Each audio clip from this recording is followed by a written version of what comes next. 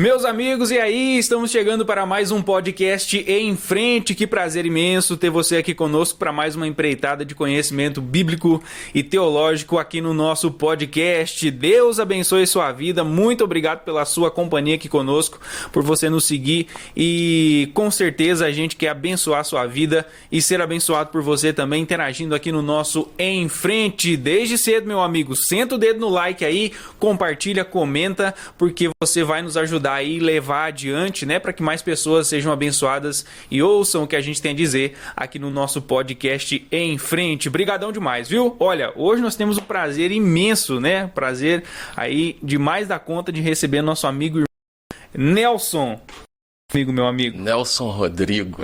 A gente chama mais de Rodrigo do que de Nelson, né? Alguns Rodrigo. É isso aí. Prazer é meu. Agradeço muito pelo convite. E tô feliz, mas eu sei que é uma responsabilidade. Eu, inclusive, falei ontem que por aqui, onde eu estou, passaram pessoas que são minhas referências nessa caminhada com Deus. Então, eu, como um bom mineiro, né, eu disse, uai, senhor, e agora, né?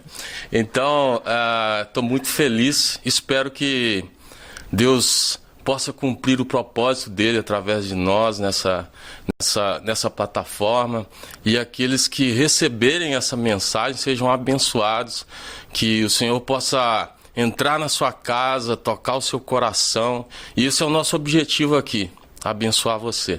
Prazer. Com toda certeza, o prazer é todo nosso, meu amigo. De grande valia, eu tenho certeza. Gente, hoje o papo vai ser sobre louvor e adoração, né? Hoje a nossa conversa vai ser sobre louvor e adoração, né? O Rodrigo, ele é ministro de louvor e faz isso com uma excelência, né? Diante de Deus, e a gente, quando está sendo ministrado por ele, sente isso, né? Amém. Então, o nosso convite foi assim, para que a gente seja realmente edificado, e eu tenho certeza que seremos. Antes, meu amigo, eu preciso falar do nosso amigo Adriano, da autoescola do Adriano, que também é ministro de louvor, né? Sim, na minha história o Adriano ele vai aparecer. O Adriano volta e meia, ele aparece aqui na história do pessoal. Mas se você está precisando tirar sua carteira de habilitação, o nosso amigo Adriano é o dono da autoescola do Adriano, aqui no Dom Bosco, em Betim. Você pode procurar ele lá e tenho certeza que você vai ser abençoado, e nesse processo aí, que é muitas vezes difícil, meu amigo Adriano tem aí todos os aparatos para te fazer chegar ao objetivo com certeza. Então, a autoescola do Adriano é aqui no Dom Bosco, em Betim. É só você clicar aí no link, tem um QR Code passando aqui também, tem na descrição aí do vídeo, você pode estar entrando em contato com a autoescola do Adriano. Bom, meu amigo, vamos lá. A gente sempre gosta de conhecer um pouco mais, né? Aqueles que chegam até aqui para nos abençoar, e com você não vai ser diferente. Então conta aí um pouquinho da história de como você chegou a Cristo, se você já nasceu no lar cristão, como é que é? Ok. Bom, eu nasci 20 anos atrás. 20 mais uns? 20 mais uns. Eu nasci num lar de pai com fé católica, e a minha mãe, filha de um pastor da Assembleia de Deus, pastor Agripino Marcelino.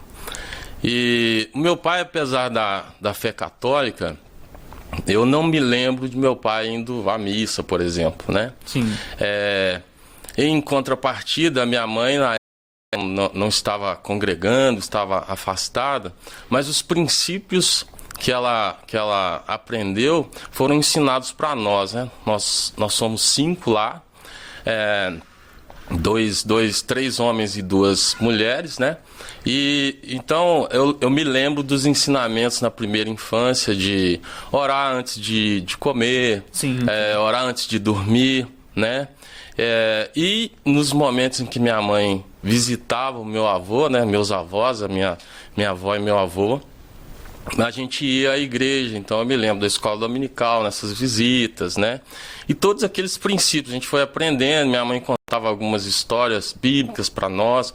Quando nós íamos à casa dos meus avós também, me lembro que a gente ouvia algumas histórias, era muito interessante e tal.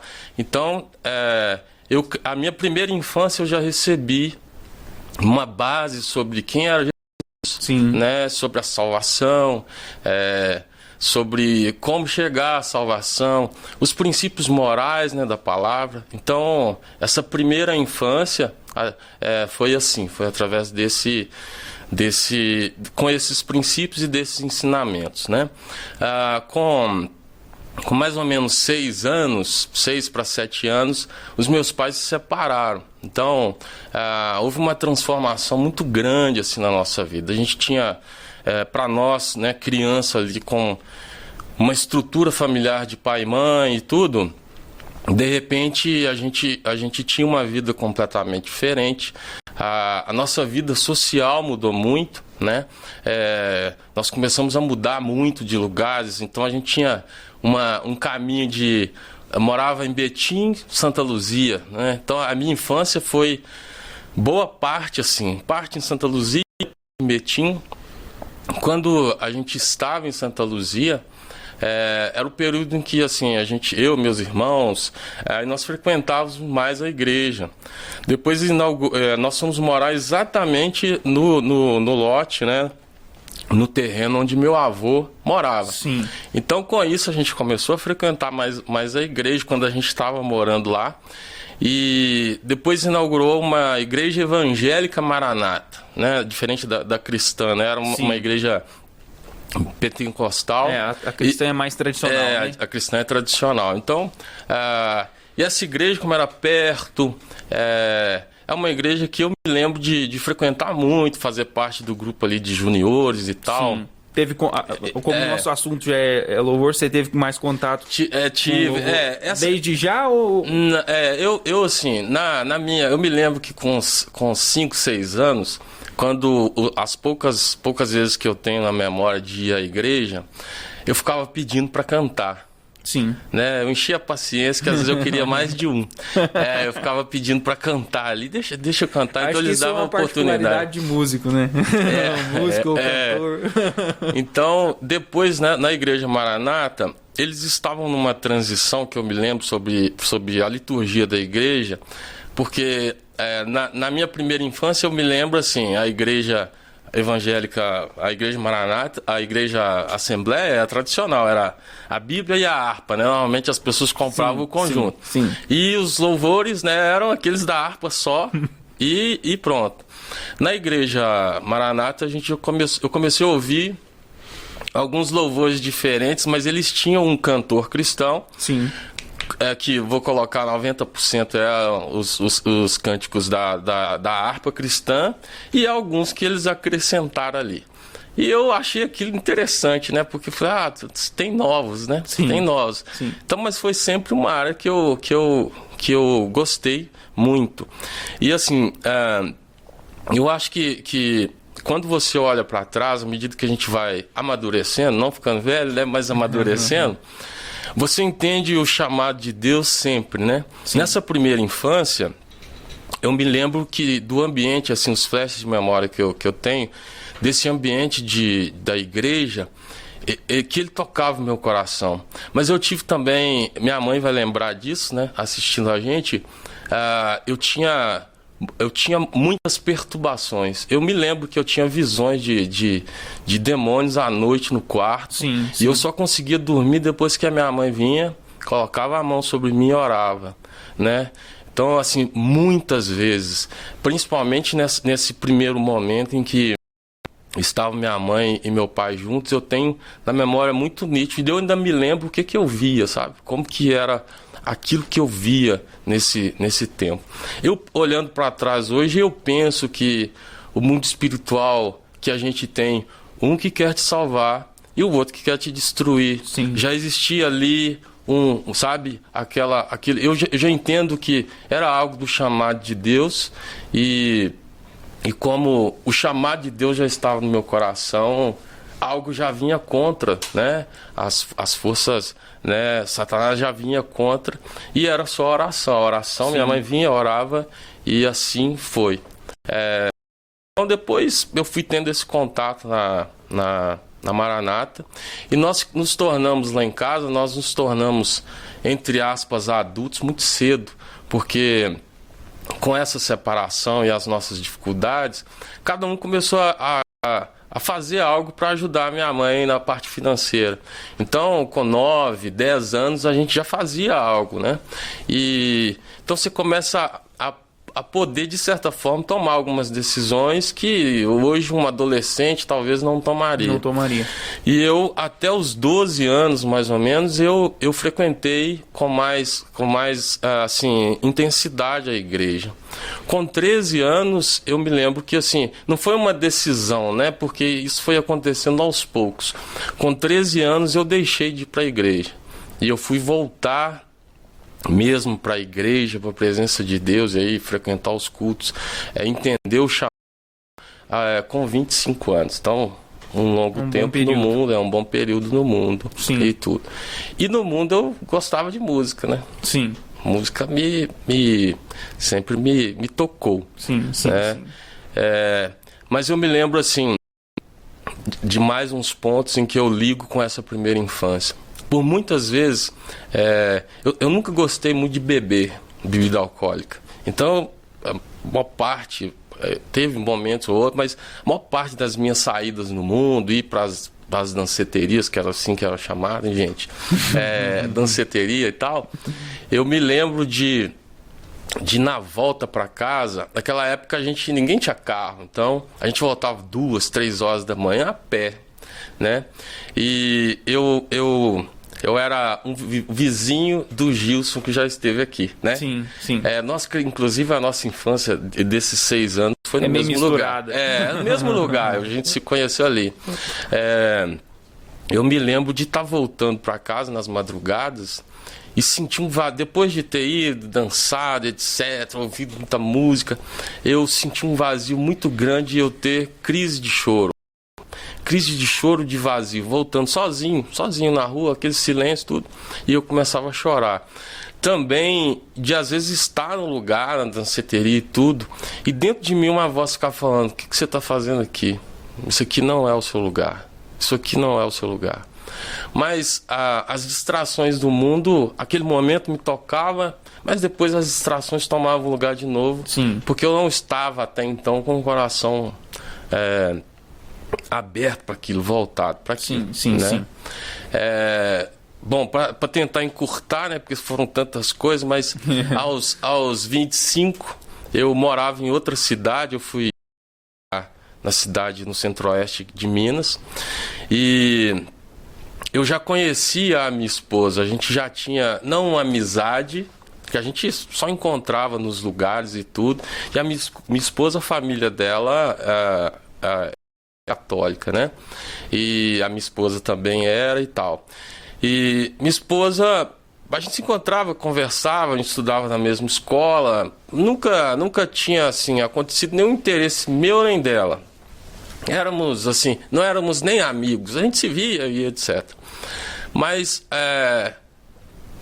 por algum motivo, ela se interessou por mim.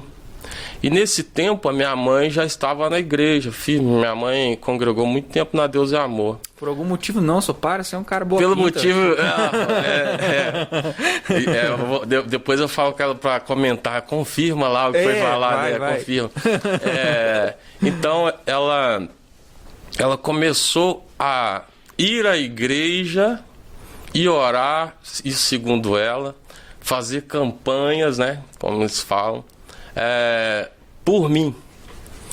E então eu brinco que ela se aproximou da sogra antes de se aproximar de mim, entendeu? Então lá ela aceitou Jesus e depois de um tempo nós começamos a namorar. Eu, a princípio, porque eu sempre tive na minha cabeça, mesmo quando estava no mundo, eu falava assim: eu vou, tô no mundo e tal, e eu sempre tive muito medo de morrer sem salvação. Eu sempre tive medo da volta de Jesus quando eu estava no mundo. A palavra já estava ali implantada, a palavra já estava lá. O às vezes eu pensava... Então, assim, eu sempre pensava assim: o dia que eu decidi casar vai ser com uma pessoa crente. Então eu já tinha na minha cabeça que o meu casamento estaria vinculado à minha volta para a igreja. Olha que coisa louca, né? Interessante. Então... eu namorava e tudo, mas eu sempre pensava que aquilo ali não era algo que ia pra frente.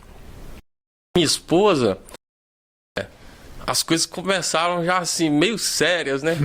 E aí, a minha esposa primeiro começou a congregar na Deus e Amor, até que ela conheceu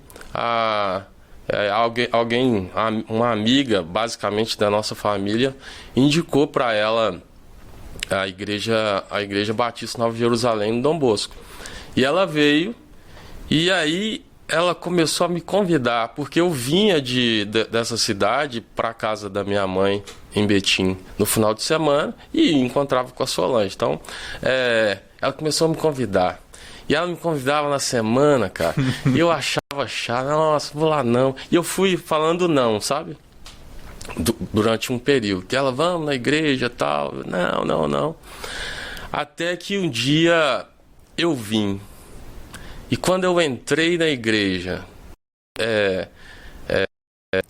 a primeira coisa que me arrebentou foi o louvor.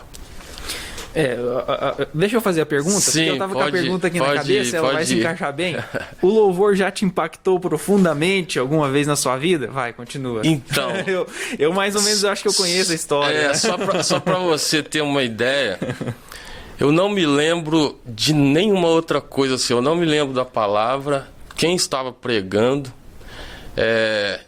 eu não me lembro quem estava no grupo de louvor, mas eu me lembro de quem estava ministrando, era a Karina. A Karina ministrava o louvor. E aquela barreira que existia de me achegar a Deus, ela foi quebrada ali. Eu ainda fui um filho assim, um pouco teimoso, porque eu não aceitei Jesus naquele dia. Eu eu nem me lembro do apelo, mas eu me lembro assim, de forma nítida, que o louvor, ele tocou meu coração de uma forma que eu saí daquele culto com a decisão. E eu saí daquele culto com a convicção de que eu voltaria para Deus, com a convicção de que eu mudaria a minha vida, eu casaria. Sim. Tudo isso foi através daquele dia.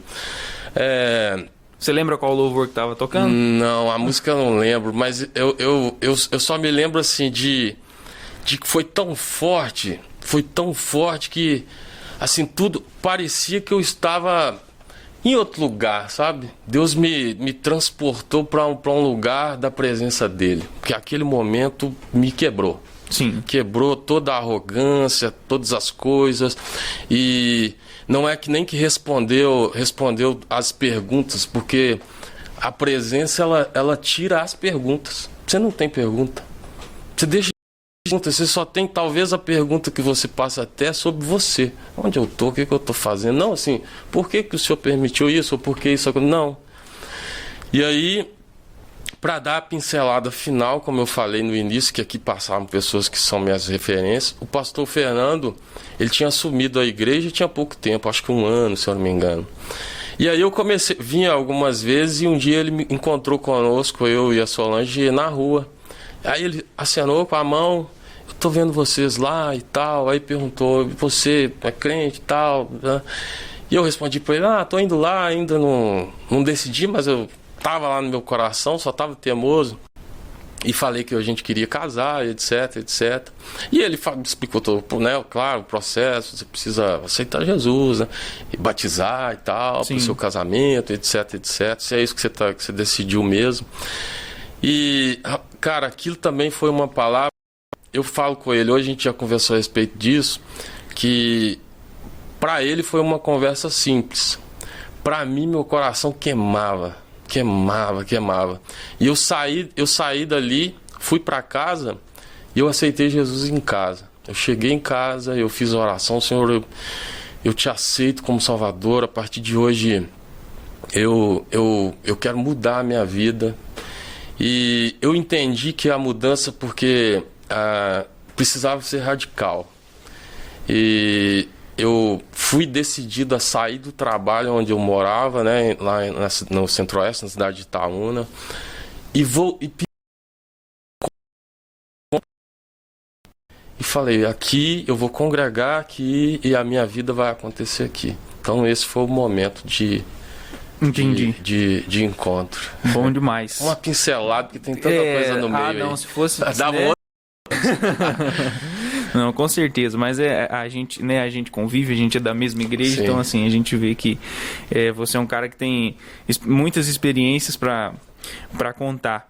E, ô Nelson, você acha, eu vejo que você é um cara que muitas vezes compartilha aquilo que Deus falou com você, né, os seus devocionais, né, aquilo que Deus falou ao seu coração naquele determinado momento. Você acha que o louvor, não somente no âmbito da igreja, né, quando os ministrantes estão lá no altar ministrando a igreja, mas no âmbito pessoal, você acha que o louvor ele pode ser um instrumento de correção na vida do crente?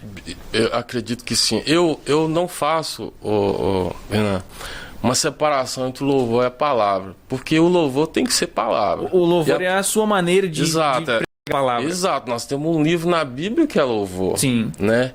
Então, assim, para mim, assim como a palavra parece que a gente está falando de duas coisas, mas para mim nós estamos falando da mesma. Eu estou falando dos atributos de Deus, eu posso contar um testemunho meu com som, sim, mas Deus sendo exaltado, louvado, e eu posso fazer isso falando, né? Então, para mim, o louvor, esse momento do louvor dentro da liturgia do culto, ele não é assim, um momento de um quebra-gelo para que as pessoas... Para que a palavra venha. Então. Para que a palavra venha. Eu acho que agora precisa existir uma separação. Eu costumo pensar assim, que Deus é binário, a Bíblia é binária, assim, existe o santo, ou é santo ou não é santo, ou é quente ou é frio. Deus não gosta de meio termo, não existe meia salvação, sim. Não existe meio louvor. Se ensina ou não, um batismo só, uma só salvação, exato, um só Deus, etc. Então, a partir do momento desse entendimento, eu penso que o louvor, eu sou uma experiência viva, sim, da transformação do louvor. Não que a palavra depois pregada e assim, uma é mais, o outro é menos. Não, é a mesma coisa. O fundamental para mim é a unção, sim, é a presença. Sim. É a gente fazer uma separação, Renan, e para mim, esse é o meu entendimento como ministro de louvor. Sim. Eu não tenho função na igreja, eu tenho ministério. Sim. Porque a música, ela tem uma função. A música. O louvor tem um propósito, é diferente. Sim. Entendeu? Então, se a música... Alguém pode se emocionar ouvindo uma música clássica, chorar, etc. Se ele gosta muito daquele tipo de som, etc. Alguma música que você ouve que remete a alguma experiência na infância. Exato. Até às vezes alguma música que você ouvia tempos atrás, você ouve agora, ela te emociona. Exato, é verdade, a música tem esse poder. Nós temos umas pessoas que ouviam aí os programas de música que tinha nas rádios. O cara estava apaixonado, ele ouvia a música, chorava. Se ele tinha, né... perdido ali a namorada. Então a música ela cumpre a função de emocionar. Sim. A gente pode, entrando nesse parâmetro, para você que toca, né, e tal, eu ouvi algumas pregações, e tem algo muito interessante para quem se interessar e quiser ver mais. O pastor Sóstenes Mendes, ele tem um curso sobre louvor e adoração. Sim. E é tão profundo porque ele menciona como que Deus falou com ele, assim, como que os graves, médios e agudos, eles afetam você fisicamente, na sua alma, no seu sentimento e automaticamente no seu espírito. Então... E as pessoas sabem, por exemplo, ele menciona isso, é interessante. A produção de um filme, se você pegar uma cena de terror e colocar uma música romântica, você vai ver que perde completamente o sentido. Então, existe a música que vai provocar o medo junto com a cena. Existe a música que vai provocar tristeza, depressão. Existe a música que vai provocar a sensualidade, a depravação mesmo. Então... o som é muito poderoso. E aí nós podemos ir para aquilo que a Bíblia menciona, como que tudo foi criado? Através do som, da palavra. Deus Sim. disse, haja, e as coisas surgiram. Então, assim, respondendo, fui longo, mas eu tenho certeza que é transformador o louvor com unção, Sim. que é muito mais do que uma função. Sim, né? sim. Eu quero emendar, eu estou gostando desse raciocínio, eu quero emendar. Muito se critica ou se faz comparações em relação às letras das músicas. Sim. De hoje, né? Porque, deixa eu jogar uma crítica aqui. Sim, importantíssimo. Né? Eu também tenho as minhas. Hoje, não só no meio gospel, no meio evangélico, mas em todo meio, as pessoas criam umas 3, 4 frases, né? Ligam o loop e dizem, fiz uma música. Né? O que você pensa disso? Já que nós estamos aqui falando sobre a questão da música ser instrumento de correção, instrumento de adoração a Deus, o que você pensa? A gente precisa prestar atenção nas letras que a gente canta. Como que você vê isso? A igreja hoje tem deixado de fazer isso? Você acha que a igreja, de maneira geral, hoje tem deixado de fazer isso? A igreja ligou o loop, né? Sim. Quem mexe com sistemas aí vai entender o que é loop. Ligou o automático, né? Sim. E não tá mais nem aí, quer só se emocionar, não presta mais atenção nas letras que são cantadas, que são ministradas sobre elas. O que você pensa sobre isso? Sim. Eu creio assim que é uma crítica muito válida. Por quê? Depois que as plataformas surgiram, os meios de comunicação foram ampliados, a música, aí vou colocar entre aspas, gospel, surgiu um mercado muito grande. Sim. E quando se torna um mercado, entra para aquilo que eu acabei de mencionar, sobre a função, não o propósito. Sim. Então, e existe, assim, algo que a gente precisa ver. Vou dar um exemplo. Não só as letras, a gente precisa prestar atenção, porque a letra tem que ser palavra, ela tem que falar exatamente em concordância com a palavra de Deus, com a Bíblia. Sim. Né? Assim como uma pregação, se alguém está lá pregando algo que a Bíblia não diz, uma interpretação ali dele, não é palavra, não é a palavra de Deus. Mas mesmo quando é palavra, aí você tem que entender a fonte. Sim. Vou dar um exemplo aqui. Nós temos um cantor que gravou falando sobre amor, baseado em 1 Coríntios 13, se eu não me engano, posso estar enganado, né? Falando sobre o amor. Sim. Ele estava louvando? Era uma adoração ao Senhor? Claro que não. Porque quem é que estava cantando? Ok que a base está ali, mas quem é que está cantando? Sim. Então, tudo isso nós temos que colocar na balança. E como eu falei, o Senhor, ele é binário. Ou é louvor ou não é? Então a gente separa louvor e música. Para mim, o que está acontecendo é que tem muitas igrejas que na sua liturgia tem sido cantado música, não louvor. Eu penso dessa maneira também. E enquanto isso, você vê, por exemplo, muitos cantores que criam letras que dizem serem baseadas na Bíblia, mas por exemplo, nós temos o hino do Crente Vingador, você já viu esse? Sim, isso eu sei bastante. Bom, talvez você ouviu essa música já, talvez você levanta suas mãos para o céu e louva a Deus, mas se você olhar para a letra, não o que é tão doce, né? Não tem sabor de mel. Não é doce, se viu você na bênção, vai se arrepender. Um na plateia e outro no palco, né? Então você vê que está em discordância com a palavra.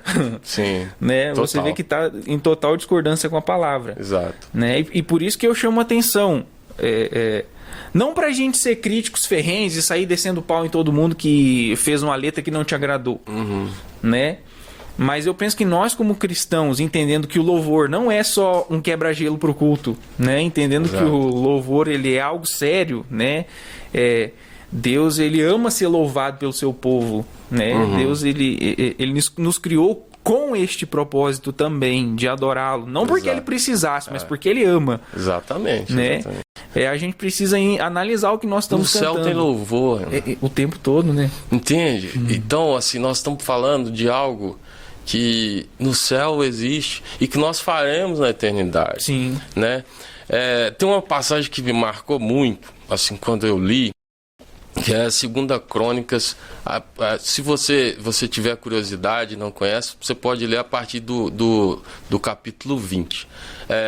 Onde os exércitos se reúnem contra o povo de Israel, é o rei Josafá, que está ali, né, reinando, e o exército de Israel é um exército pequeno. Sim. Então, para mim, essa passagem é maravilhosa, porque o que acontece? Ele junta o povo em Jerusalém, e eles vão jejuar. No jejum e na oração, e ele ora ali reconhecendo que eles pessoas, o exército, são fracos. Mas ele olha para trás o que Deus já havia feito pelo povo, né? Livrado o povo, etc. Então, reconhecendo a sua pequenez, mas a grandeza do Deus no qual eles acreditavam, levanta um profeta ali e diz: pode ir à guerra, que através do profeta: a guerra não é sua, é minha. E eles vão no outro dia. E aí, essa parte para mim que gosta do louvor, é a parte que vem assim no meu coração. Pum, olha aí, olha isso. E o rei Josafá colocou à frente do exército homens louvando. E a palavra diz assim: enquanto, e essa é a frase para mim, enquanto eles adoravam e louvavam a Deus com canções, Deus colocou uma confusão entre os exércitos. Eles começaram a guerrear um contra o outro até sobrar um. Depois, um contra o outro, desse um que sobrou, quando eles chegaram lá, só tinha cadáver. Todo mundo tinha se matado ali, um contra o outro. E eles levaram 3 dias para carregar os despojos para Jerusalém, de tanta coisa que tinha. Aí eu falo: louvor, como assim? Só essa passagem, vamos pegar só essa pequena. Sim. Enquanto eles louvavam e adoravam, eu não vou... Isso é a palavra de Deus dizendo de algo que poderia destruir uma nação inteira, que através do... Enquanto eles adoravam, Deus trouxe toda essa vitória a partir do louvor.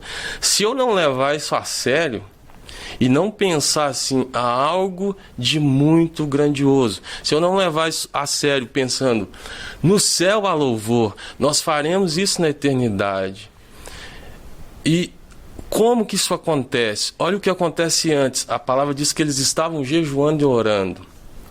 Quando eu vou ministrar num culto, antes, o que eu devo fazer? O preparo, né? Não é? Sim. O que eu vou fazer? E eu vou ministrar ali músicas que eu gosto ou que Deus quer ouvir? Que essa é a minha oração. Sim, né? sim. Com todas as minhas falhas, com todos os feitos, mas Deus tem me mostrado isso. Olha, não é você. A técnica é legal, você ter a vocação para aquilo, sim, boa voz, etc. Sim. Mas nós não somos nada sem a unção, sem a presença, sem buscar a presença. E Deus tem um propósito em cada culto, assim como Ele tem um propósito. Nós nos reunimos aqui no nome dEle, nesse momento, né, para falar com as pessoas, para contar o testemunho, para falar de louvor. Então, eu tenho buscado disso, assim, eu coloco mesmo temor no meu coração, para que eu entenda que o momento em que eu for, existe tudo aquilo que o Senhor fez antes, o Senhor se manifestou a mim, o Senhor me corrigiu, o Senhor colocou em meu coração palavras que eu devo falar, cânticos que eu devo levar em adoração ao Senhor, o seu nome seja exaltado. Não é a voz, não, o Senhor. E nesse momento, por sua graça e misericórdia, o Senhor vai agir, e eu espero que o Senhor age através de mim, possa agir através de mim. Então, quando você passa a ter esse entendimento, eu acho que tudo fica diferente, porque existe uma visão, como vou ser repetitivo aqui, mas que existe uma visão do propósito. Eu deixo de ser alguém que tem uma função na igreja, alguém que tem um propósito, sim, que tem um ministério. Sim. E o propósito do ministério é adorar o Senhor, e pela graça dele, enquanto ele é adorado, ele salva. Enquanto ele é adorado, ele cura. Enquanto ele é adorado, ele transforma, sim, vidas, entendeu? Então, entender isso para mim faz com que você automaticamente, de forma binária, pega essas músicas que não tem nada a ver com a palavra e joga para lá. e aquelas que exaltam o nome do Senhor, que vão trazer a presença dele, com a responsabilidade que, no meu caso, eu penso, olha, um dia eu fui impactado entrando aqui, e aquilo mudou a minha vida. Pode ser que hoje vai entrar alguém que precisa de ser impactado através daquilo que eu vou ministrar. Então eu preciso estar nessa posição de adorador, não de emocionar. Porque às vezes há o engano também de até o ministrante ou quem está lá embaixo imaginar que a emoção que ele está sentindo é a presença de Deus. E às vezes é só emoção. É só emoção. A música cumprindo sua função. Sim. Né? A unção é diferente. A unção é o lugar que, como eu me lembro, eu parece que eu saí, sei lá, eu estava em outro lugar. Sim, sim. Entendeu? Então, sim. Com certeza, eu tenho muitas críticas àquilo que está sendo... as composições que têm sido feitas para vender. É interessante que você citou o livro de Crônicas, né? Sim. E há uma curiosidade, muitos não saibam, há uma curiosidade, porque há uma semelhança entre Reis e Crônicas, né? Em alguns momentos parece que eles contam a mesma história. Sim, sim. Mas se você fizer um comparativo entre Reis e Crônicas, você vai ver que o termo que resume o livro de Reis é trono. E o termo que resume o livro de Crônicas é templo. Você vai ver as mesmas histórias que são contadas em Reis, com pecados, Sim. sangue, guerra, contadas em Crônicas de maneira muito mais suave. Sim. Então essa é a diferença entre Reis e Crônicas. Só pra gente ter uma curiosidade aqui, eu quis aproveitar o ensejo que você citou Crônicas. Reis, palavra que resume Reis, trono. Lá tem denúncia de pecado. Por quê? Porque foi antes do cativeiro. Reis foi escrito antes do cativeiro. Então lá tem a denúncia do pecado. Reis quer mostrar por que o povo foi levado para o cativeiro. Crônicas não. Crônicas foi um livro que foi escrito pós-cativeiro, quando eles estavam retornando do cativeiro, e a intenção era resgatar a adoração. Exatamente, é o que o rei Josafá fala, né? Isso. Que libertou nosso povo. Exatamente. Né? É aquele Deus, fala, Deus, é esse que precisa... Nós não somos nada, mas esse Deus faz tudo, né? Sim, ainda que os levitas teologicamente não devem ser comparados com os ministrantes de louvor hoje, é outra coisa. Mas eles tinham essa função também, né? É interessante que os 10 primeiros capítulos de Crônicas você tem nomes, né? Você tem uma genealogia. Sim.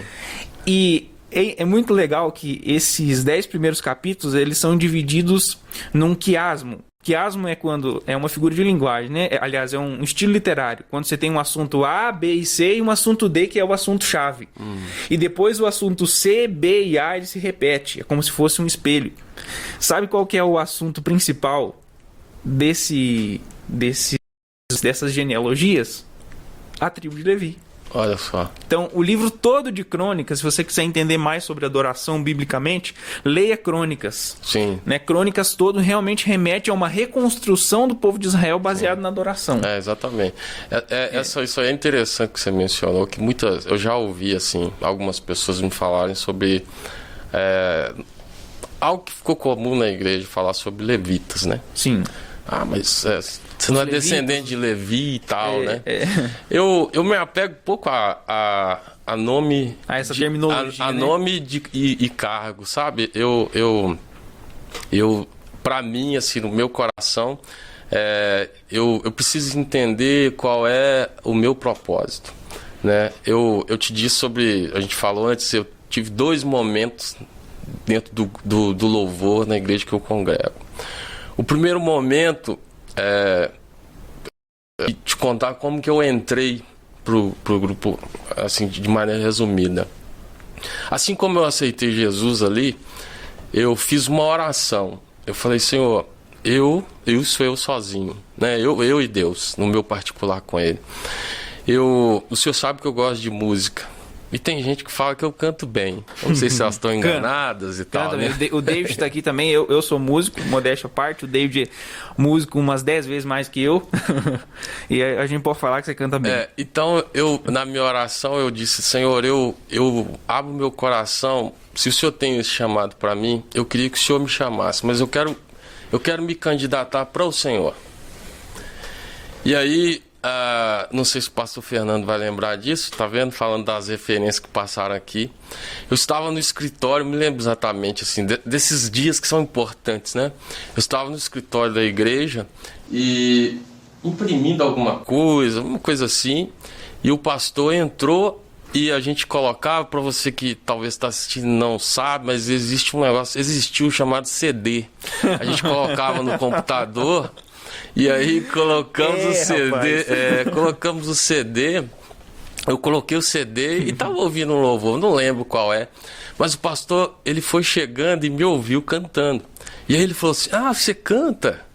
Vou falar com o Adriano. O Adriano da autoescola era o nosso líder de louvor, era o líder de louvor da igreja. E depois eu me lembro que houve um encontro entre eu estava e tinha outras pessoas também do grupo. Ele tocou algumas coisas, nós cantamos algumas coisas. Era como se fosse não era um teste, não. Era assim, um momento para nos integrar ao grupo. E ali eu comecei. Mas isso para mim eu vejo hoje como tão importante, assim, foi um sim de Deus. Sim. Né? Mas nesse momento, Renan, eu tinha esse pensamento da função, sabe? O pensamento da função. Nossa, eu tô no grupo e tal. E por muitas vezes, depois eu fazia back no começo, depois me pediram para ser o ministrante ali, o que vai estar à frente. E eu por muitas vezes, eu passei a semana correndo, trabalhando, e eu chegava aqui, a igreja tinha uma pasta, e a gente folheava aquela pasta com os cânticos, escolhia ali na hora, a gente ensaiava e tocava, sem nenhuma preparação, sem nada. Existia no meu coração muita vontade de louvar a Deus, existia no meu coração, mas eu não tinha nenhuma maturidade. Que é como eu disse, né? A gente não ficar velho, mas amadurecer. Sim. A intenção era boa, sabe? As minhas intenções eram de adorar mesmo. Sim. Mas nesse primeiro momento eu não entendia que eu precisava de uma preparação anterior. Até te dizendo que você mencionou, se eu não me engano, no podcast, assista o pessoal sobre o Sul, aquele momento em que Davi vai trazer a arca. Sim. Isso, como consequência, uma pessoa morre. Você falou sobre boas intenções, sim, não é? Sim. O que acontece depois? Davi interrompe essa ideia, mas interrompe para entender como deveria ser feito, implementar se a maneira preparar para aquilo. Peraí, né? A arca é o que representa, né, a presença do Senhor. Não é vou pôr num carro aí de boa e vou levar. Não. Então, a intenção era maravilhosa. Então eu me vejo nesse momento, assim, as minhas intenções eram boas. Como eu procurava como um Davi crescendo ali, né? Exato. Mas isso a gente fatalmente a gente é muito levado a ficar na função. Sim. E eu fiquei um bom tempo na função. E eu fui me distraindo com essa função. Tu entende? E automaticamente, quando você não vai passando o tempo e a unção não chega, porque você não está indo para esse lugar de unção mesmo, e às vezes tem algumas coisas que até te atrapalham, os elogios te atrapalham. Sim. Nossa, hoje o louvor foi uma bênção, sabe? Mas foi uma bênção como? Você achou legal que cantou ou realmente te tocou?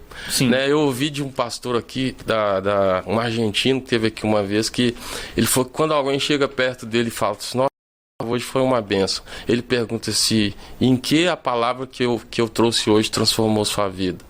Entendeu? Então, assim, os elogios vinham, nossa, foi uma bênção hoje, não sei o quê.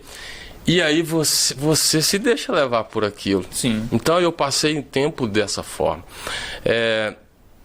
E Deus, eu vivi assim no início então eu contei aqui que eu casei, mas eu vivi no início do casamento, nós casamos no sábado, na segunda-feira eu perdi tudo que eu tinha, assim, né? Eu tinha um negócio e entraram lá e levaram tudo.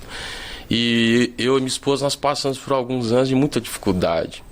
E nesse tempo, foi um tempo assim que foi exatamente esse tempo em que eu ministrava, e eu estava ali orando, buscando a Deus, mas eu estava buscando a Deus para resolver meu problema, né? Nem sempre eu orava assim, oh Deus, ou eu ia buscar Deus, o que o Senhor quer ouvir, como eu faço hoje, uma preparação, não. Mas fui indo, passando os anos. Depois Deus, de algum tempo, Deus de muitas lutas, que também dá um outro podcast, essa história, Deus fez muitos milagres, assim. Eu consegui entrar na área no qual eu atuo hoje, né, de trabalho, e essa entrada mudou a minha vida financeira, assim, tudo aquilo foi transformando a minha vida, e eu estava nesse momento na função, recebendo ainda assim pela misericórdia de Deus bênção, resposta daquilo que eu tinha pedido para Ele ao longo desse período, nós orávamos e etc. E depois eu comecei nesse trabalho, e aí eu comecei a realizar algumas coisas em relação ao estudo também, e eu fui entrando e começando a desfrutar da bênção de Deus na minha vida. E sabe Noé com a vinha, plantou o vinho, colheu o vinho e se embriagou com o vinho. Muitas pessoas passam por isso. Eu comecei a me embriagar com as bênçãos de Deus. Como? Para alguém que estava na função, mas orava, buscava a Deus, eu comecei a ter muita ocupação. Então orar a Deus começou no meu tempo livre, e eu comecei a entender que eu tinha pouco tempo livre. O mais importante começou a ficar de lado. O mais importante começou a ficar de lado, sabe? Eu me lembro de uma frase que eu ouvi, não me lembro aonde que foi exatamente, mas ela diz o seguinte: fazer para Deus não é o mesmo que andar com Deus. É forte. É exatamente isso. Exatamente. Eu te entendo bem. Eu tive momentos na minha vida em que isso aconteceu. Graças a Deus pela minha esposa sábia, né? Cheia de sabedoria, me deu ali Deu um puxão. Deu um puxão e falou assim: meu filho, suas prioridades mudaram. E outra, você está esquecendo a principal. O grande problema disso é que, sabe, você usa desculpas válidas para coisas que não são válidas. Eu cheguei num momento em que eu realmente tinha muito trabalho, eu estava estudando muito, e porque eu entendia que aquilo que Deus tinha me dado, eu precisava evoluir para realmente, assim, falar, Deus, algo, foi um milagre mesmo, então eu preciso evoluir para conseguir, assim, fazer jus a isso que Deus me deu. Sim. E eu cheguei ao ponto dessa seguinte frase, que parece muito boa, talvez você está me assistindo, você está pensando nessa fase, você está vivendo essa fase. Eu cheguei a um ponto de dizer, olha, não estou fazendo o louvor como deveria, não estou tirando tempo porque eu estou muito ocupado, então eu vou dar um tempo do louvor. Olha como parece válido. Não, se eu não estou fazendo para Deus do jeito que deveria, eu vou parar de fazer. E eu parei de fazer. Eu pedi um tempo de estar no ministério, porque eu estava muito ocupado da minha vida, com a desculpa de que Deus não quer, e realmente Ele não quer que você faça de qualquer maneira. Perdão te interromper, mas é porque isso é uma grande prova de fé. Isso é uma prova de fé, porque a gente corre atrás das coisas dessa vida, né? Demais, a gente corre demais atrás das coisas dessa vida. Não que seja errado, né? Você trabalhar, não tô falando disso. Eu tô falando quando é excessivo, né?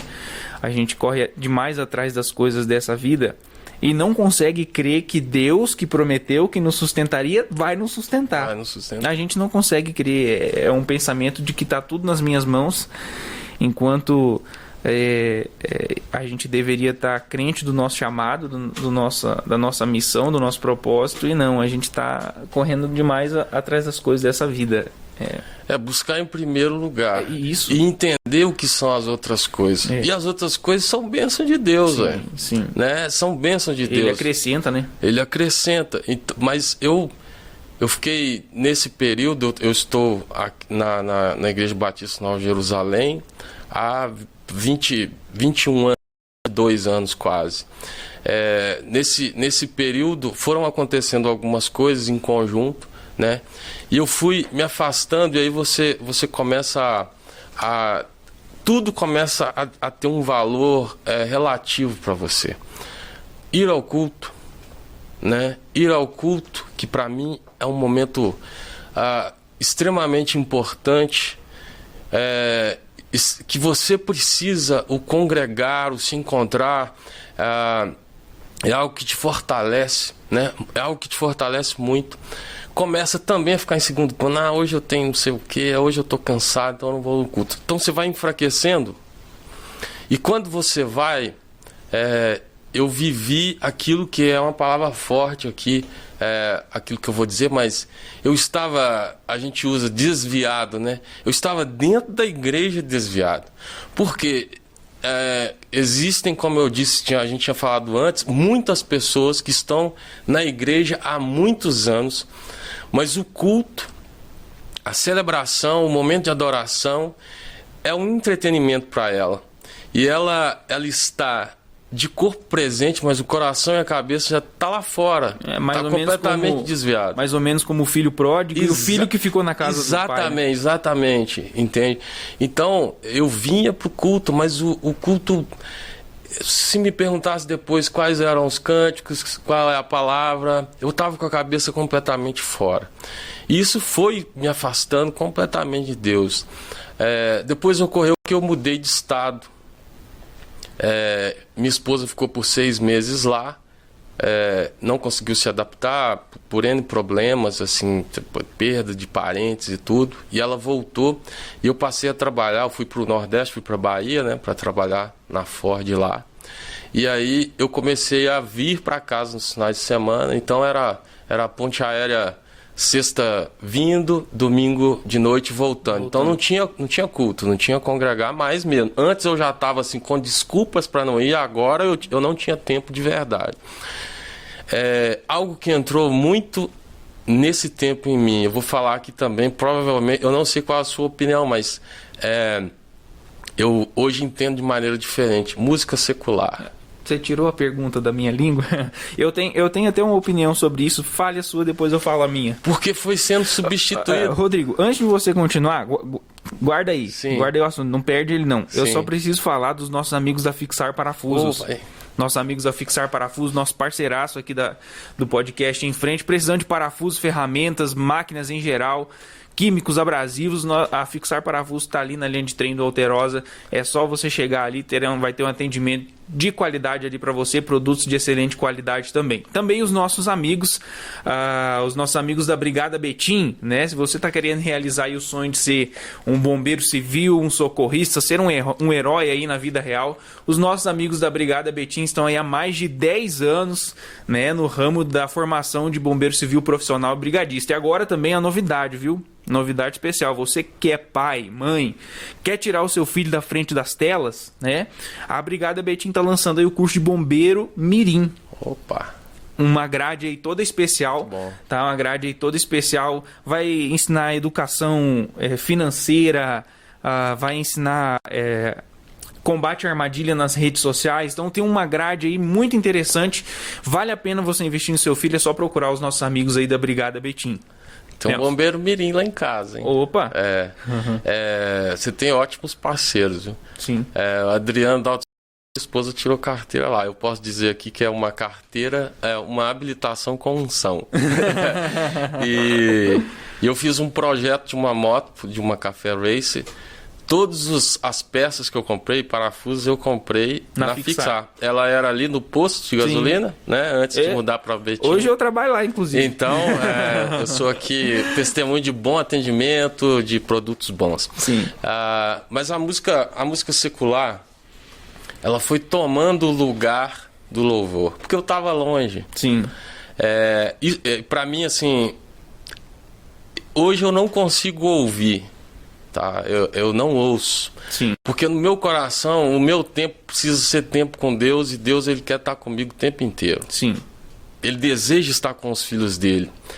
E eu preciso desejar estar com ele o tempo inteiro. Existe uma substituição muito grande, porque, não pode ouvir música secular. Cara, você tem tantas músicas maravilhosas, como que aquilo vai influenciar no seu dia? Sim. Outra coisa, assim, nós falamos de novo da fonte, né? Existem cantores com músicas muito famosas aí que falaram assim, eu recebi isso de uma entidade. Existem letras que são cantadas que as pessoas nem percebem. Sabe, uma vez eu estava cantando em casa, né? Cheguei em casa na época do mundo, e aí minha mãe ouviu a seguinte frase: eu não gosto desse estilo de música, mas não sei aquela música que estava na minha cabeça. E aí a música do cantor que você vai saber fala assim: pra ganhar seu amor fiz mandinga. Eu tinha nem ideia do que era mandinga, mas olha o que eu tava cantando. Sim, sim, sim. Minha mãe falou: o que é isso que você cantou e tal, né? Você sabe o que é isso? E ela me explicou o que era. Quantas pessoas cantam e nem sabem, nem pensam na frase que estão pronunciando. De fato era a minha próxima pergunta. Eu tava com isso na cabeça, e eu ia fazer a pergunta baseada naquilo que eu entendo. Porque você não tem nenhum texto bíblico, pelo menos não um direto, né, que fala, olha, não ouça músicas seculares. Mas você tem inúmeros textos que tem ali uma doutrina impregnada nele, né? Tudo me é lícito, mas nem tudo me convém. Exato. Existe aí vários textos que fazem separação entre mundo, esse sistema do mundo e o de Deus, enfim. E existem, se a gente for parar para analisar, existem diversas músicas que não são criadas dentro da igreja que têm boas letras. Sim. Existem diversas, assim como tem músicas assim, criadas, lamentáveis, né? Exato. Criadas com um propósito maligno, como você mesmo mencionou aí. Eu toquei em banda, antes de me converter, eu toquei em banda, né? Toquei numa banda secular. E eu vou te falar que por muito tempo eu negociei essa questão de ouvir música secular, e o que me fez entender que não é bom pra mim, e eu penso que não é bom pra muitas pessoas, é que eu ouvir aquelas músicas me fazia sentir saudade da época que eu estava lá, porque eu tocava bateria na banda. Sim. Tocar bateria é algo que eu adoro, eu amo tocar bateria. Assim como com outros instrumentos também, mas assim, bateria é o que eu mais, talvez o instrumento que eu mais gosto de tocar. E quando eu ouvia aquelas músicas, quando eu vi, eu tava assim, ó. Então eu sinto saudade. E aí, em um determinado momento, a minha esposa, oh meu Deus, que bem. A minha esposa falou assim: até quando você vai continuar ouvindo essas músicas aí? Por que você ouve essas músicas aí? Né? Então, assim, eu acho que aquilo que não nos remete a Deus, né, a gente deve se afastar, por mais que a princípio você pense assim, a música tem uma boa letra, a música, né, tá me inspirando aqui, a música tá me ensinando isso e aquilo, né, tá falando da cultura, exato, tá falando de costumes, tal. Esse é o perigo. Essa palavra é perigosa, viu, Renan? Mas se eu penso dessa maneira, se o mundo fosse, ainda que hoje está começando a ser, mas se as coisas do mundo ou as coisas que te afastam de Deus fossem escancaradas, ninguém cairia. Exatamente. Então é sutil. É sutil e é algo que você pensa assim, não está na Bíblia de forma direta, não tem um versículo que diz não ouça músicas seculares ou músicas mundanas. Tem diversos textos que a gente pode olhar e tem lá uma aplicabilidade que nos faz entender que a gente deve se afastar dessas coisas. Então hoje esse é o meu pensamento. E como eu falei muitas vezes, muitas, até pouco tempo atrás, algo que eu fui criado, né, nesse. Meu pai é músico, meu irmão é músico, a minha família sempre esteve envolvida com isso. Então me faz sentir saudade, né? E assim, por mais que não foram tempos que eu fiz tantas coisas erradas, que, nossa, eu era abominável naquele momento, não. Mas não é isso que Deus quer. Exato. Eu acho que o maior perigo é o seguinte, eu vejo hoje que a gente falou do quente, frio e tal. Satanás, ele sabe que algumas pessoas, elas nem precisam sair da igreja, entendeu? Sim. Elas precisam não estar 100% com Deus.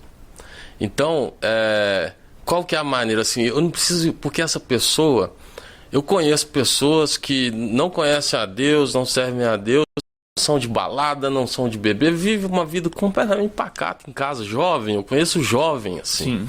Então, existem pessoas que, por tradição, ele vai ter uma vida assim, ali, e ele está na igreja, mas o tempo inteiro ele está misturado com as coisas do mundo, ele não é um salvo. Sim. Ele está cumprindo, ele está ali no... O entretenimento dele é o culto, e o resto do tempo, e você vai substituindo, isso eu tiro como experiência. Hoje, tem uma perguntinha que eu sempre me faço, assim... Jesus que está aqui comigo, ele quer ouvir isso que eu estou ouvindo. A outra coisa normalmente você vai trocando, que você vai ouvir 5 louvores e uma música secular, depois você inverte 5 músicas secular, um louvor, até você chegar a um ponto que não ouve mais. E esse é o perigo. Hoje existem tantas distrações que a gente precisa avaliar se o nosso tempo, aquilo que a gente está assistindo, aquilo que a gente está vendo, quanto tempo nós estamos passando com algo que nos constrói para o reino e quanto tempo nós estamos passando com algo que nos destrói. Ou entretenimento. Mas o entretenimento, ok, de vez em quando. Sim. Ok, faz parte, faz parte. Mas isso não pode ser sua vida. Qual crédito e aquilo que te destrói, menos ainda. Você está caminhando para algo, para se distanciar de Deus. Então, quanto tempo eu tiro? Eu consigo trabalhar ouvindo uma pregação. Eu consigo dirigir ouvindo um louvor, ouvindo uma pregação. Então, olha que maravilha. Como que eu estou com o meu tempo? Sabendo que, assim, em tudo eu preciso de Deus e o tempo inteiro Ele está comigo. Então, sim, o tempo inteiro nós vamos ouvir, sim, cantar. Eu falo muito sozinho, sabe? No eu converso com Deus, tem gente que deve olhar e fala, ele deve estar com o telefone. Eu oro muito, eu aproveito esses momentos de oração. Doido, né? Na solidão, entre aspas, do meu capacete, eu gosto de orar. Eu gosto de pegar a moto e pegar a estrada para orar. Eu gosto desse tempo, sim, de pegar a estrada e seguir aquele tempo. Eu estou orando sobre várias coisas e eu já tive muitas experiências boas. Chorar muito, como chorão que sou. Porque eu quero, e eu peço a Deus que desperte mais eu falo, Senhor, eu quero que o Senhor seja o meu último pensamento antes de dormir e o meu primeiro ao acordar. Deus tem me dado a graça de eu acordar com a música na cabeça, sabe? Que seja no universo. Exatamente. Eu tenho acordado com música na minha mente. Sabe aquela coisa? Se acordou, seu primeiro pensamento é uma música. Glória, eu falo, Deus, que bênção, que maravilha isso, né? E isso tem sido um grande privilégio servir a Deus. Sim. Uma grande transformação. Glória a Deus, meu amigo. Glória a Deus. Pra gente finalizar, baseado em tudo isso que a gente falou, né? Como que você vê o futuro da adoração? Como que você vê o futuro do louvor no âmbito da igreja, no âmbito pessoal? Você acha que os louvores que têm sido ministrados na igreja hoje, eles são mais dignos de correção? Eles são mais dignos de serem incentivados? Como que você vê o futuro das igrejas no sentido de estrutura para que o louvor aconteça? De maneira geral, como que você vê o futuro do louvor e da adoração? Bom, eu acho que Deus ele se move em todo o tempo e é perceptível que nós temos algo que é preocupante em relação ao louvor e aos futuros ministros de louvor da igreja. Mas ao mesmo tempo eu vejo jovens, adolescentes com tanta paixão por Deus, com um coração tão intenso em adorar a Deus, com tanto desejo de ser binário para o mundo, sabe? Falar assim, eu quero Deus e não quero o mundo. Você vê. E ao mesmo tempo que eu vejo esse movimento de secularização do louvor, eu vejo Deus agindo e levantando pessoas, porque Deus não vai deixar. É Ele, né? É Ele que vai fazer. Ele tá no controle. Então, isso me deixa com o coração queimando, sabe? Porque quando eu vejo, assim, alguém com tanto prazer em estar num ensaio, com tanto prazer em estar num púlpito, mas não pela função, pelo ministério, né? Pelo propósito. E tão jovem, né? A gente tem essa coisa tão boa na nossa congregação de adolescentes e jovens tão apaixonados por Deus. Então eu vejo que vai ser uma luta, sabe? Mas eu sei que Deus tem levantado pessoas. Eu tenho em casa um menino de 9 e uma adolescente para adulta de 17. E eu espero em Deus que, apesar das minhas fases, eu esteja dando exemplo para eles sobre a seriedade do louvor. Eu sei que eu vejo você, pai, e eu imagino a sua pequena ali, cara, no púlpito cantando, como aquele dia as crianças, o dia que o meu coração mais se encheu de alegria e de orgulho foi o dia que a minha filha falou amém. Oh, glória a Deus. E o dia que ela falou assim, papai, quer bila? É a Bíblia. É a Bíblia.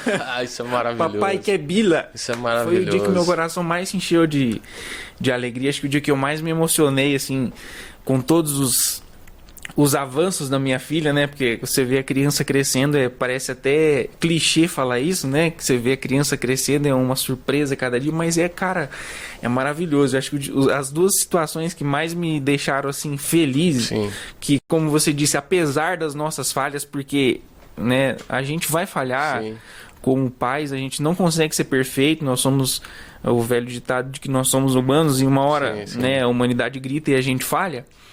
Mas eu tenho certeza de que a educação que eu quero passar para minha filha está sendo passada quando eu tenho esse tipo de retorno, né? Sim, dela. Isso é maravilhoso. Eu também tenho conversas com a Yasmin, com o Lucas.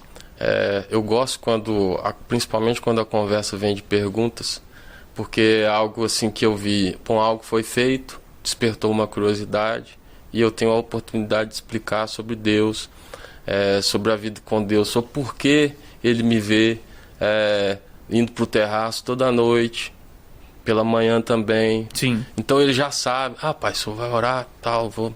Então ele sabe que eu tenho o meu tempo, né? E eu vejo ele gosta de música, começou a tocar teclado e tal. E ele fez um repertório para mim um dia.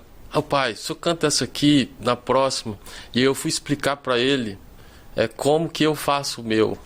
Que eu não escolho a música que eu gosto, eu oro, sim, eu ouço, e aquilo que Deus coloca no meu coração é essa. Então, eu creio em Deus que nós teremos ministros de louvor entendendo o propósito, não cumprindo função. Você sabe por que Deus permitiu que Jó passasse pelo que ele passou? Eu vejo a história de Jó como algo muito interessante. É ali que eu vejo propósito, sabe? Sim. Porque a gente vai pegar no final que quando Jó recebe as bênçãos, diz que Jó orava pelos seus. Sim. Não é? É entender assim, por que, inclusive sobre as perguntas, assim, por que permitir isso? Mas olha o que aconteceu de um homem que conhecia Deus de ouvir falar e depois conheceu a Deus de andar. Sim. Eu acho que esse era o propósito, sabe? Sim. Eu ouvindo Rodrigo Silva, um cara que eu tenho assim gosto muito de ouvir. Também gosto. Ele disse o seguinte: Deus permitiu com que Jó passasse pelo que ele passou, porque no início do livro de Jó você vê a descrição de Jó como um cara assim, quase que perfeito diante de Deus, né? Não tem críticas a ele ali, e de repente o Satanás chega do nada diante de Deus, né? E fala assim, e Deus fala para ele: vistes o meu servo Jó? E aí a história se desenrola. E o entendimento é que Deus permitiu com que Jó passasse pelo que ele passou para mostrar que enquanto houver um remanescente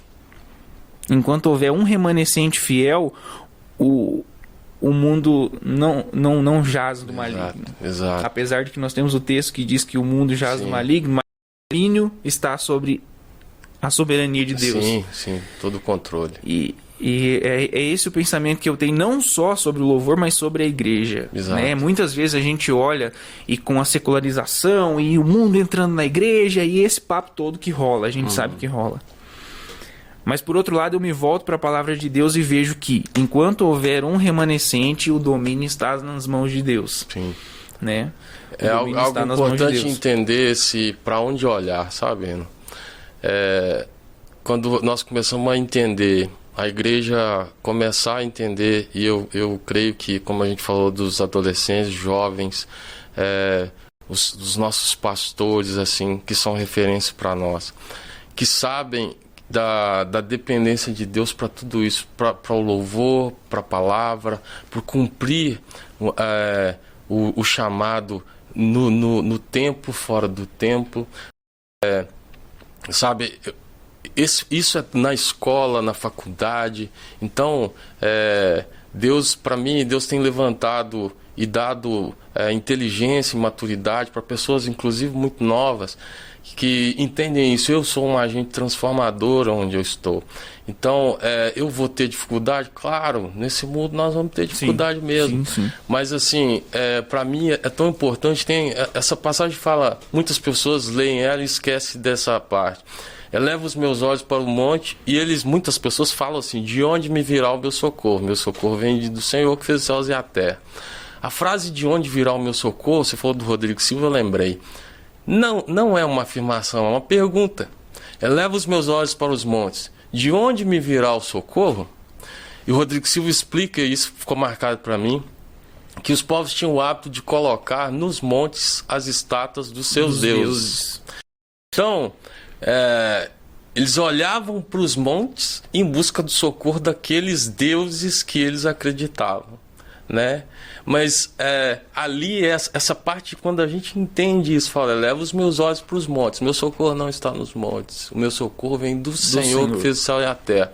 Então a igreja muitas pessoas têm entendido isso. Olha, eu preciso olhar para Deus no meu ministério, na minha vida, na minha casa. O meu ministério começa em casa, na minha família, entendeu? Eu tenho uma responsabilidade muito grande como responsável pelo meu lar. Meus filhos precisam entender que a adoração a Deus, o servir a Deus, a salvação a Deus, chegará um momento que vai ser escolha deles. Então, né, eles são crianças agora. Né? Sua filha é criança agora. Sim. Mas chegará um momento, e eu sempre falei muito isso falo isso com os meus filhos até hoje. Falo com o Lucas, a Yasmin já entendeu, né? Graças ao Senhor, se batizou e tudo. E eu sempre falei: olha, chegará um momento que você vai ter que escolher. O que eu posso fazer é te ensinar no caminho, como a palavra diz. Sim. Né? E chegará esse momento. Então, eu creio que nós teremos esses remanescentes, e eles serão transformadores. Mas nós temos uma missão muito árdua de entender com seriedade sobre aquilo que nós estamos fazendo, né? De não ter, de cumprir o nosso ministério. E eu já aproveito e digo isso aqui, essa plataforma, olha quantas pessoas assistem, olha o alcance que isso aqui tem, os lares que isso aqui tem. Isso é cumprir um propósito, é entender. Eu não sou um pregador, inclusive eu amo as ações, porque eu percebo que tem uma base muito antes, uma unção muito antes, né? Não é um conhecimento bíblico, porque tem gente que nem crê em Deus e sabe a Bíblia de cor. Sim. Mas é um conhecimento de quem Deus é, e é um conhecimento que a gente vai tendo dia após dia. Então, entender que esse nosso ministério, quando nós entendemos como ministério, as pessoas vão ver Jesus em você. Tá? No seu estado, eu entrei num ônibus, indo para o sul, para o Rio Grande do Sul, e entrou um cara com uma jaqueta toda tal assim. Eu trabalhava viajando nessa época. E ele passou por mim assim, sentou lá atrás. E aí, cara, eu peguei numa cidade pequenininha, nem me lembro o nome, é uma cidade bem pequena no interior. De repente esse cara, aí ficou vago o meu lugar, ele sentou do meu lado. E eu gelei. Aí ele olhou pra mim assim, mas bem aquele jeitão assim, o estereótipo. Fala, né? Aquelas roupas toda doidona. E ele falou: "Você é pastor?" Aí eu, sabe, aquele refrigério, eu falei: "Bom, não sou pastor, mas sou servo de Deus." Resumindo, ele me contou a vida dele. Separado, estava viciado em drogas. Eu orei. E eu falei com ele: "Você tem que voltar para Deus." Ele me contou que a esposa também, eles eram desviados e tal. E Deus me mostrou aquilo assim, aquilo saiu, eu desci daquele ônibus pensando assim, que apesar de nós, Deus deseja se manifestar. Cara, eu não fiz nada, eu não tava com roupa diferente, ao contrário, eu tava com uma mochilona daquelas de escalada, né, e camisa de malha, tava com uma blusa, aliás, tava frio, tava frio lá, aquela touca, sabe, a touca de frio ali. Sim. Nada que pudesse fazer, é um típico crente que eu identifiquei, não.